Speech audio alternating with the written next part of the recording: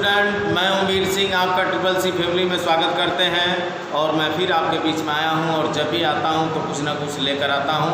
और इसके पहले वाले लेक्चर में हम लोग विलेन की सांद्रता व्यक्त करने की विधियों के बारे में हम लोग पढ़ रहे थे, जिसमें हमने नॉर्मलता को बता दिया, भार प्रतिशतता या द्रव्यमान प्रतिशतता बता दिया। उसके बाद हमने मोलरता, जो कि इसके पहले वाले लेक्चर में बताया था, उसमें उससे रिलेटेड जितने प्रकार के सवाल थे वो मैंने सब आपको क्लियर करा दिया। ठीक है, उसके बाद उसी में हमने मोलरता की परिभाषा बताया था। हमने आपको बताया था कि मोलरता जो होता है वह आयतन पर निर्भर करता है, जबकि मोलरता वह द्रव्यमान पर निर्भर करता है, वो भी विलायक के द्रव्यमान पर निर्भर करता है।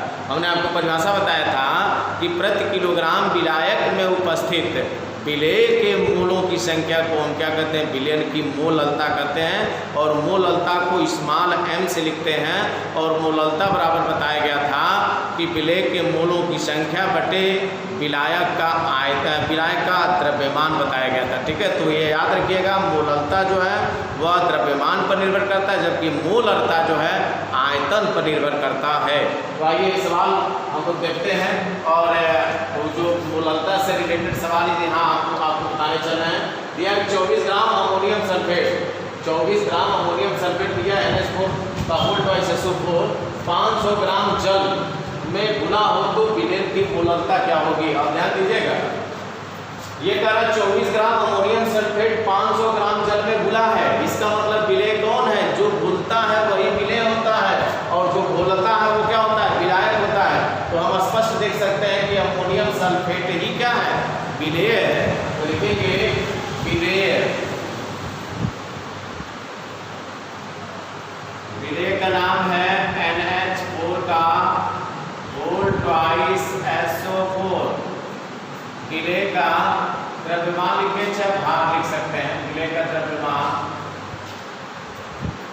विलेय के द्रव्यमान को स्मॉल m से लिख रहे हैं। और विलेय का द्रव्यमान, क्योंकि देखिए मोलरता को भी स्मॉल m से लिखते हैं, तो काम करते हैं इसके द्रव्यमान को हम कहिए तो स्मॉल w से भी लिख सकते हैं। चलिए ये वही लिख रहे हैं, स्मॉल m बराबर द्रव्यमान देखिए कितना दिया है, 24 ग्राम दिया है, 24 ग्राम। और फिर देखिए ये विलेय का द्रव्यमान है और इसका विलेय का अणुभार निकाल लो। विलेय का अणुभार, विलेय का नाम आप देख ही रहे हैं स्क्रीन पर, NH4 का hold twice SO4 into SO4 का अणुभार। और अणुभार आप जानते हैं कैसे निकालते हैं, इस यौगिक में जितने तत्व होते हैं सभी तत्वों के परमाणु भारों का योग करते हैं। यहाँ दो कोष्टक में देखिए, 2 होल्ड ट्वाइस था ना, तो इस 2 को बाहर कर लीजिए। अब अंदर क्या है, एक n है तो एक n लिखेंगे धन, 4 हाइड्रोजन है तो 4 गुणे हाइड्रोजन लिखिएगा, 4 गुणे हाइड्रोजन। फिर कोष्टक बंद कर लीजिए। फिर इंटू दिया है तो इंटू जहाँ है वहाँ क्या लिखेंगे, प्लस सल्फेट का, प्लस सल्फेट अकेले था और सल्फर अकेले था सर, और 4 ऑक्सीजन था तो 4 गुणे O, 4 गुणे O का परमाणु भार, यानी यहाँ लिखेंगे इन सबका क्या, परमाणु भार। अब देखिएगा इनका परमाणु भार आप कैसे निकालेंगे, ध्यान दीजिए। मैं इधर निकालने का प्रयास करता हूँ। विलेय का अणुभार, विलेय का अणुभार बराबर देख सकते हैं, 2 बाहर है तो 2 बाहर करिए और कोष्टक के अंदर देखेंगे नाइट्रोजन का परमाणु भार देख सकते हैं 14 है, और हाइड्रोजन का परमाणु भार 1 है, और सल्फर का 32 है, और ऑक्सीजन का 16 है। तो नाइट्रोजन का की जगह क्या रखोगे, 14 रखोगे, धन 4 गुणे हाइड्रोजन की जगह पर रखेंगे। फिर कोष्टक बंद करेंगे, धन सल्फर का 32 है, धन 4 गुणे ऑक्सीजन का 16 है। इस तरह से हम देख सकते हैं 14 4 18, और 18 का 2 में गुणा करोगे 36 हो जाएगा, धन 32 है, और धन 16 चूक तो 64 है। तो 64 और 36 मिल जाएगा तो हो जाएगा 100, और 100 में 32 जोड़ देंगे तो 132 आ गया। और आप जानते हैं मात्रा क्या होता है, ग्राम प्रति मोल। ये अणुभार निकल गया।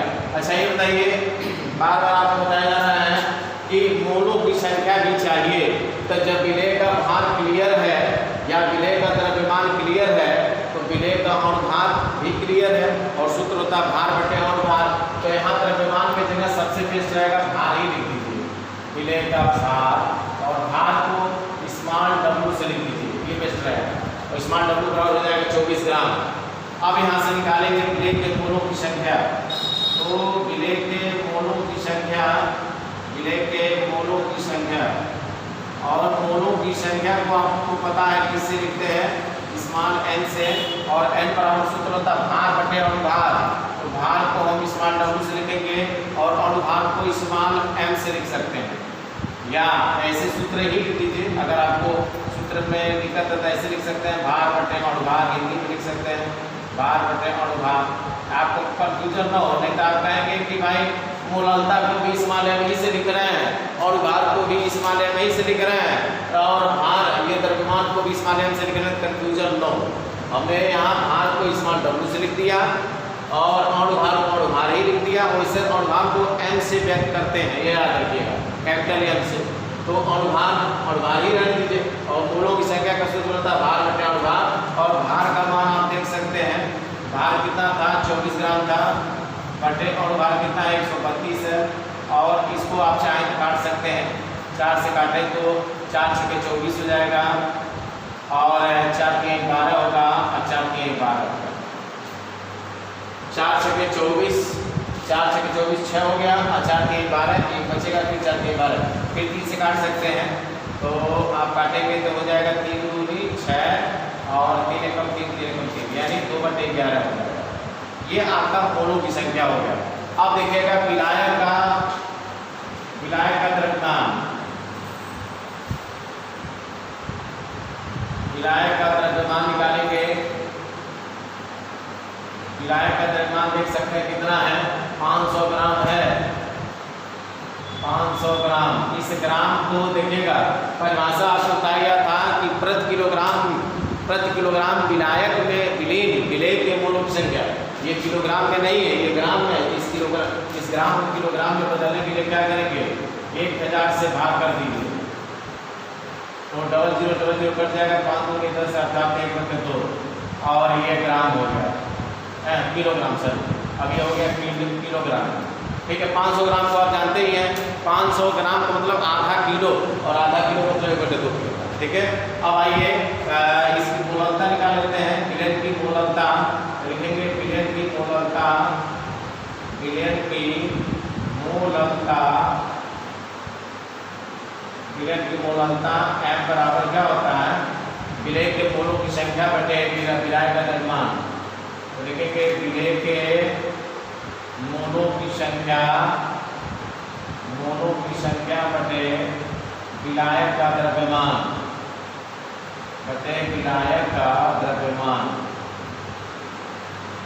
अब देख सकते हैं कि स्मॉल m का मान क्या निकल कर आ रहा है, मोललता को स्मॉल m से लिखते हैं। विलेय के मोलों की संख्या को हम निकाले हैं, कितना है 2/11 है, तो यहाँ लिखेंगे 2/11 हो गया और विलायक का द्रव्यमान 1/2 दिया है, ये 2 ऊपर जाएगा तो इस तरह से m बराबर आ जाएगा 2 दूनी 4/11। तो ये और मात्रक लिखना होगा तो मोल इसका हो गया और ये द्रव्यमान का मात्रक क्या होगा, किलोग्राम। तो मोल प्रति किलोग्राम लिखेंगे, क्या लिखेंगे, मोल प्रति केजी।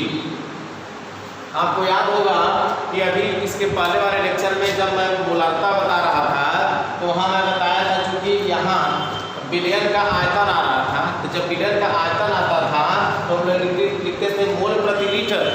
विलयन का जब आयतन आता था तो लिखते थे मोल प्रति लीटर, लेकिन ये जब ये आपका मोललता आ रहा है तो मोललता के लिए हम लिखते हैं मोल प्रति। तो कहने मतलब ये याद रखेंगे कि मोललता रहता है, मोललता था तो यहाँ मात्रक आ रहा था मोल प्रति लीटर और ये मोललता है इसका मात्रक आएगा, चूंकि द्रव्यमान किलोग्राम में है तो इसलिए इसका मात्रक मोल प्रति किलोग्राम। अच्छा एक चीज देखिए, यहाँ जो है ये छूट गया, 2 से ये 2 गुना होगा ना, 2 दूनी 4/11 हो जाएगा, 4/11। और कहीं कहीं आप देखेंगे तो ये ऐसे भी लिख दिया जाएगा 4/11 और स्मॉल m। तो ये अभी बता रहा है क्या, स्मॉल m लिखा तो समझ लीजिएगा तो मोललता है और कैपिटल M लिखा रहता तो मोललता है, कैपिटल N लिखा है तो क्या है, नॉर्मलता है। तो याद रखेंगे। तो एक बार सरसरी से देख लीजिए, फिर इसी आधार पर आपको सवालों को करना है। विलेय NH4 यानी अमोनियम सल्फेट है का भार को हम W से लिख दिए हैं 24 ग्राम था, और विलेय का अणुभार निकाल लिया है तुरंत इसका, अणुभार निकालने से 132 ग्राम आ गया है। और विलेय के मोलों की संख्या का सूत्र आप पढ़ते आ रहे हैं कि विलेय का भार बटे विलेय का अणुभार, भार आपका कितना दिया था 24 ग्राम था, और अणुभार निकाले 132, काट की किया तो बटे 11 गया। विलायक का द्रव्यमान देखिए ग्राम में दिया था, हमने आपको परिभाषा में बताया था कि विलायक का द्रव्यमान जो है ग्राम में नहीं होना चाहिए, किसमें होना चाहिए, किलोग्राम में। तो ये ग्राम में था, इसलिए इसको किलोग्राम में चेंज करने के लिए 1000 से भाग कर देंगे, ये आधा किलो निकल गया। विलेय की मोलरता निकालेंगे, विलेय की मोलों की संख्या बटे विलायक का द्रव्यमान, और विलेय की मोलों की संख्या को हमने यहाँ N से भी लिखा है तो 2 बटे 11 आ गया। और विलायक का द्रव्यमान आपका देखिए 1 बटे 2 था, 2 ऊपर चला गया, 2 दूनी 4 बटे 11, या आप इसको मोल प्रति किलोग्राम लिखिए या 4 बटे 11 M लिख सकते हैं। तो आई होप ये सवाल आपको समझ में आ गया होगा। देखिए इसके जस्ट बाद हमने जो है एक सवाल यहाँ लिखा है, एकदम उसी सूत्र पर और उसी तरीके से इसको भी लगाना है। देखिए इसमें स्पष्ट दिया है, कोई लवण है, एक लवण का अणुभार 30 ग्राम प्रति मोल है। इसमें अणुभार दे दिया, अणुभार निकालना नहीं है। अणुभार देने का कारण यह है कि इस लवण का कोई नाम ही नहीं दिया है, और इसके पहले वाले में अणुभार नहीं दिया था तो उसमें नाम दिया था अमोनियम सल्फेट। याद करिए, या सवाल में NaCl यानी सोडियम क्लोराइड भी दे सकता है। तो कहने मतलब है कि जब लवण का नाम दिया होगा तो उसका अणुभार नहीं देता है ज़्यादातर केसेस में, और यहाँ इस लवण का नाम ही नहीं है इसलिए इसका अणुभार दे दिया है। और कहा कि एक लवण का अणुभार 30 ग्राम प्रति मोल है, और लवण की 3 ग्राम मात्रा की 250 ग्राम जल में विलीन की गई है। इसका मतलब लवण क्या है, लवण की मात्रा कम है और 250 ग्राम जल में उस लवण को मिला दिया गया यानी घोल दिया गया। तो इसका मतलब विलेय कौन है, तो आप स्पष्ट बता सकते हैं लवण ही क्या है, विलेय है। तो लिखेंगे विलेय का भार, लिखेंगे विलेय पुस्तक में लवण,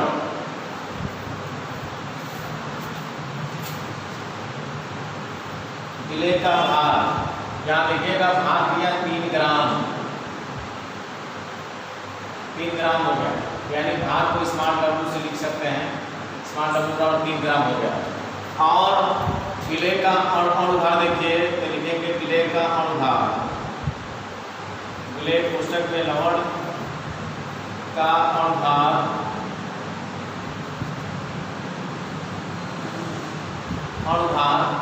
इसको हम किससे लिखते हैं, M से लिखते हैं, कैपिटल M। और ये कितना दिया, 30 ग्राम प्रति मोल दिया है, ग्राम प्रति मोल। और आप सूत्र जानते हैं कि विलेय के मोलों की संख्या, विलेय के मोलों की संख्या N से लिखते हैं, और सूत्र होता है कि भार बटे अणुभार, यानी भार का मतलब स्मॉल W और अणुभार का मतलब हो जाएगा कैपिटल M। ठीक है, अब क्या करिएगा, N बराबर भार का मान देखेंगे 3 दिया है और अणुभार दिया है 30, 3 धाम में 30 यानी N का मान आ गया 1/10। ये मोलों की संख्या निकल गया। अब ये चेक करिए कि कितने ग्राम जल में घुला हुआ है, तो 250 ग्राम जल में घुला है, इसका मतलब जल क्या है, विलायक है। तो विलायक का द्रव्यमान लिखेंगे, विलायक का द्रव्यमान, विलायक का द्रव्यमान दिया है 250 ग्राम। देखिएगा हमने परिभाषा में बताया था, बार बार मैं बता रहा हूँ कि ग्राम में नहीं होना चाहिए क्योंकि प्रति किलोग्राम की बात हुई है। तो 250 में क्या करेंगे, 1000 से भाग कर देंगे, 1000 से जब भाग करेंगे तो ये केजी में आ जाएगा। 250 चौको होता है, 250 एक बार 250 और 250 चौके 1/4। इस तरह से लिखेंगे कि विलायक का द्रव्यमान, लिखेंगे विलायक का द्रव्यमान, विलायक का द्रव्यमान आ गया आपके सामने 1/4 kg। देखिए 1/4 kg आ गया। अब क्या करिए, विलयन की मोललता निकालेंगे। तो विलयन की मोललता और मूललता का सूत्र आप लोग क्लियर कर दिए होंगे, रटा गया होगा आपको कि यह बराबर क्या होता है, विलेय के मोलों की संख्या बटे विलेय के मोलों की संख्या बटे विलायक का द्रव्यमान बटे होता है विलायक का द्रव्यमान। अब इस तरह से देखिएगा तो m बराबर आ गया। अब विलेय के मोलों की संख्या, विलेय के मोलों की संख्या आप निकाले हैं 1/10, ध्यान रखिए 1/10 हो गया। और विलायक का द्रव्यमान देखेंगे कितना आया है, विलायक का द्रव्यमान 1/4 आया है, तो ये 4 चला जाएगा ऊपर, इस तरह से m बराबर आ जाएगा 4/10। इसको आप काट सकते हैं, 2 दूनी 4, 2 बचे 10 और मात्रक होगा मोल प्रति किलोग्राम। ठीक है, देखिए इस तरह से मोलरता का मान आ गया 2/5 मोल प्रति किलोग्राम। यही अगर मोलरता होता क्या लिखते, मोल प्रति लीटर लिखते। तो देखिए अलग अलग है दोनों में, इसको समझना आपको जरूरी है कि मोलरता कब आएगा और मोलरता किस पर निर्भर करता है। तो याद रखिए कि मोलरता जो होता है वो द्रव्यमान पर निर्भर करता है, जबकि मोलरता जो है वो आयतन पर निर्भर करता है। यही दोनों में अंतर है। तो आई होप जैसे मैंने इसके पहले वाले सवाल को मैं हल किया हूँ उसी तरह से मैं इसको भी हल किया हूँ और आपको समझने में किसी प्रकार की दिक्कत नहीं हुई होगी। ठीक है, फिर अगले सवाल की तरफ हम लोग चलते हैं। देखिए इसके आगे जो है विलेय की सांद्रता व्यक्त करने की जो अगली विधि लिखवाए थे, मोल प्रभाज या इसी को मोल अंश कहते हैं और अंग्रेजी में इसको मोल फ्रैक्शन के नाम से जाना जाता है। अब याद रखिए कि ये मोल प्रभाज होता क्या है, तो आपको बस ये कहना है कि किसी विलयन में उपस्थित विलेय अथवा विलायक के मोलों की संख्या तथा विलयन में उपस्थित कुल मोलों की संख्या के अनुपात को मोल प्रभाज कहते हैं। याद रखिएगा, किसी विलयन में उपस्थित विलेय अथवा विलायक के मोलों की संख्या तथा विलयन में उपस्थित कुल मोलों की संख्या के अनुपात को मोल प्रभाज कहते हैं या मोल अंश कहते हैं या मोल फ्रैक्शन कहते हैं।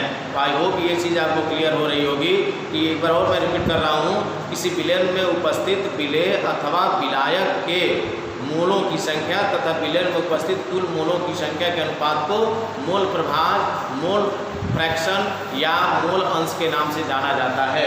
आइए मैं परिभाषा लिखने का प्रयास करता हूँ। किसी विलयन में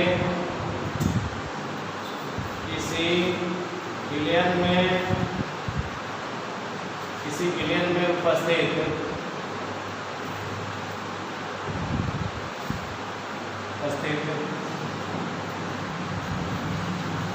विलयन में उपस्थित विलेय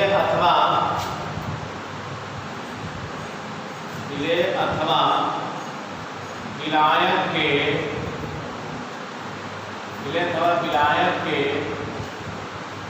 मोलों की संख्या, किसी विलयन में उपस्थित विलेय अथवा विलायक के मोलों की संख्या तथा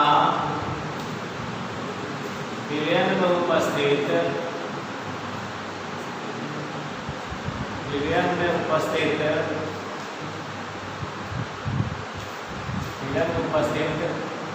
कुल मोलों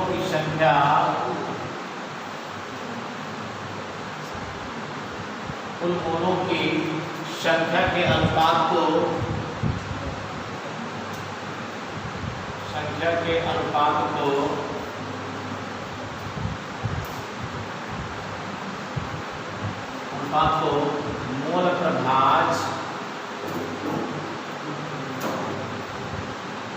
मोल प्रभाज या मोल अंश कहते हैं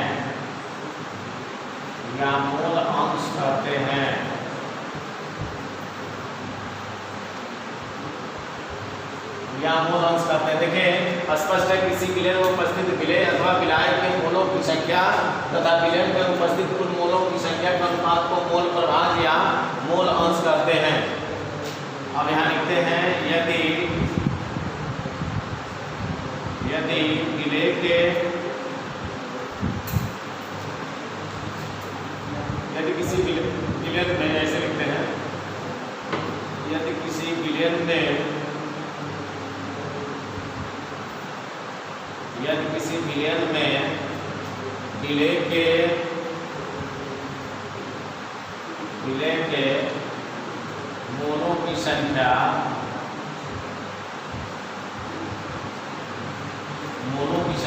स्मॉल एन तथा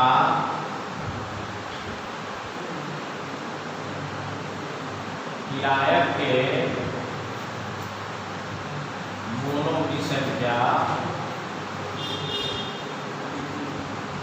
कैपिटल एन हो। ध्यान दीजिएगा, हमने लिखवाया है कि यदि किसी विलयन में विलय के मोलों की संख्या, विलय कम होता है तो मोलों की संख्या को छोटा एन से लिखते हैं, और विलायक अधिक होता है तो इसलिए इसके मोलों की संख्या को किसे लिखते हैं, कैपिटल एन से। याद रखिएगा, जिसकी मात्रा कम होती है उसके मोलों की संख्या को छोटा एन से, जिसकी मात्रा अधिक होती है उसके मोलों की संख्या को कैपिटल एन से लिखते हैं। यदि किसी विलयन में विलय के मोलों की संख्या स्मॉल एन तथा विलायक के मोलों की संख्या कैपिटल एन हो,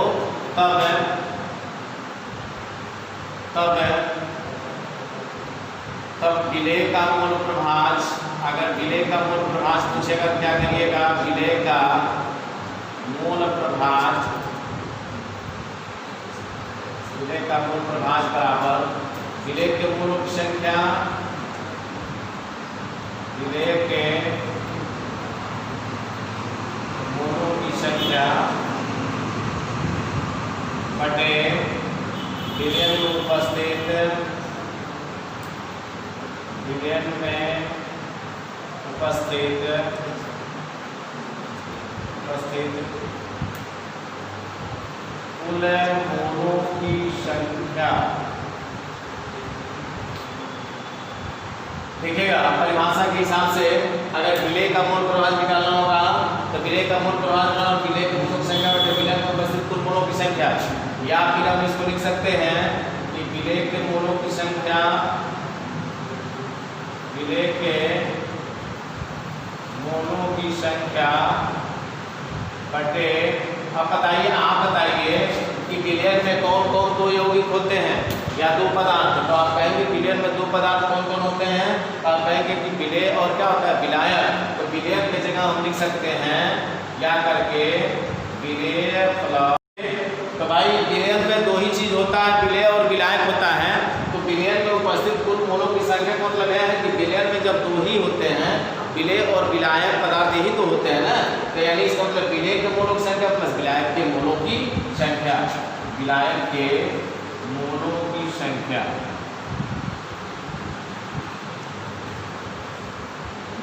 अब आप देख सकते हैं कि विलय के मोलों की संख्या को स्मॉल एन से और विलय प्लस विलायक के मोलों की संख्या को हम लिख सकते हैं, चूंकि विलय के मोलों की संख्या को छोटा एन से माने हम, तो छोटा एन बटे फिर विलय के मोलों की संख्या स्मॉल एन प्लस विलायक के मोलों की संख्या को किसे लिखें, कैपिटल एन से।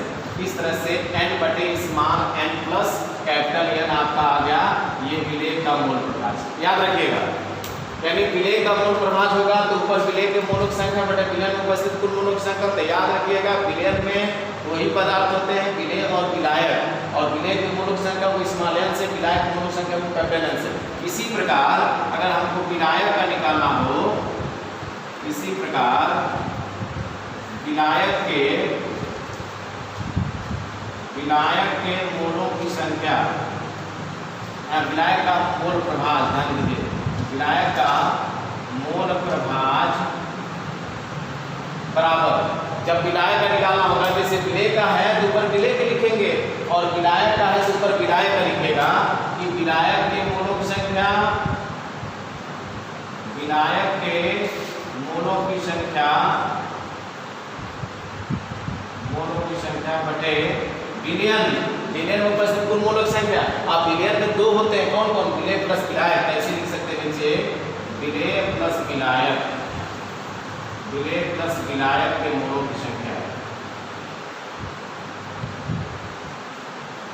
के मोलों की संख्या।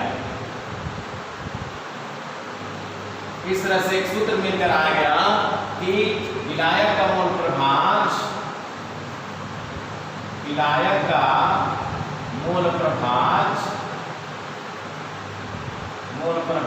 बराबर, ध्यान दीजिएगा, विलायक का मोल प्रभाज बराबर, आप विलायक के मोलों की संख्या को ऊपर लिखेंगे तो कैपिटल एन ऊपर हो गया बटे small N plus capital N, ये याद रखेंगे। ये दोनों सूत्र आपको याद रखना है।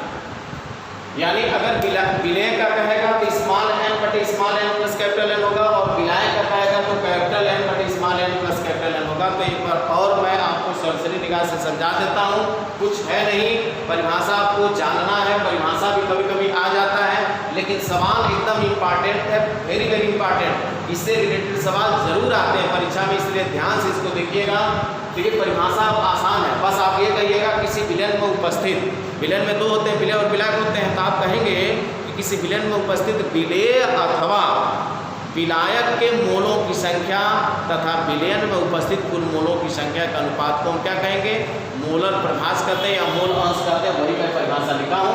यदि किसी विलयन में विलेय के मोलों की संख्या को स्मॉल एन से और विलायक के मोलों की संख्या कैपिटल एन हो, तो विलेय का मोल प्रभास जब लिखिएगा तो ऊपर विलेय के मोलों की संख्या बटे विलयन में उपस्थित कुल मोलों, विलयन में दो ही पदार्थ होते हैं, विलेय प्लस विलायक, तो विलेय के मोलों की संख्या स्मॉल एन से और विलेय के मोलों की संख्या स्मॉल एन से, विलायक के मोलों की संख्या को कैपिटल एन से। और अगर विलायक का निकालना होगा मोल प्रभास तो विलायक के ऊपर रहेंगे और विलेय प्लस विलायक, विलेय प्लस विलायक तो हर जगह रहेगा, लेकिन जब विलायक की बात होगी तो ऊपर विलायक होगा, विलेय की बात होगी तो ऊपर विलेय होगा, ठीक है। तो विलायक के मोलों की संख्या को कैपिटल एन से और विलेय की मोलों की संख्या को स्मॉल एन से और विलायक की मोलों की संख्या को कैपिटल एन से व्यक्त करते हैं। इस तरह से ये आर्टिकल आपको और ये परिभाषा हमने समझा दिया। अब इससे रिलेटेड सवालों को मैं अगले लेक्चर में बताऊंगा। अब ये भी जान लीजिए कि हमें ये भी विश्वास है कि जो मैं बताया हूँ आपके दिमाग में एकदम सेट हो गया होगा। बस मेरे साथ ऐसे ही बने रहिए और लास्ट तक बने रहेंगे, तभी जाके इसका आनंद आपको मिलेगा, ठीक है। लास्ट तक वीडियो देखने का प्रयास करिए, और अगर आपने चैनल को सब्सक्राइब नहीं किया तो चैनल को सब्सक्राइब कर लीजिएगा, और अगर वास्तव में आपको पसंद आ रहा है तो अधिक से अधिक शेयर कर दीजिएगा, लाइक्स कर दीजिएगा और कमेंट्स कर दीजिएगा। फिर मिलते हैं एक नए उत्साह के साथ, तब तक के लिए थैंक यू।